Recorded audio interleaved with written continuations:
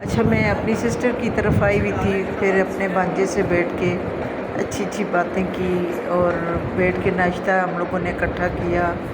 پھر میری سسٹر بھی آ گئی پیچھے سے اور ساتھ ساتھ مجھے کہنے لگی کیا باتیں ہو رہی ہیں خالہ بھانجے کی۔ میں نے کہا کیا باتیں ہونی ہیں، بس یہی ہے کہ وہ بھی بیچارہ اتنا عرصہ باہر سے ہو کے آیا ہے، بہت عرصے کے بعد ہماری ملاقات ہوئی اور پھر کہنے لگا کہ چلیں خالہ کی گھومنے پھرنے چلتے ہیں، آپ کے ساتھ بہت مزہ آتا ہے۔ تو میں نے کہا ٹھیک ہے۔ صبح صبح میں اور میری سسٹر دونوں نکل گئے بیریا میں واک کرنے کے لیے۔ واک شاک کی تھی خوب ہم نے صبح 6 بجے کے ٹائم پہ۔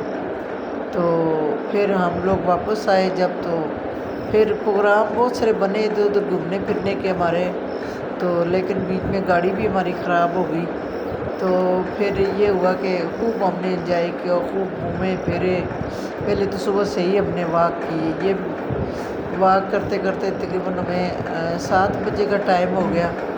تو پھر جو ہے نا 7 بجے سے 8 بجے تک ہم نے تقریباً واک کی، تو بلکہ 6 بجے ہم لوگ نکلے تھے۔ پھر اس کے بعد میرا بھانجا اس نے کہا کہ چلیں خالہ ہم تھوڑا نا گاڑی شاڑی پہ چلتے ہیں کہ، میں نے کہا ٹھیک ہے چلتے ہیں۔ ہم اٹھ کے نکل گئے گاڑی میں بیٹھ کے۔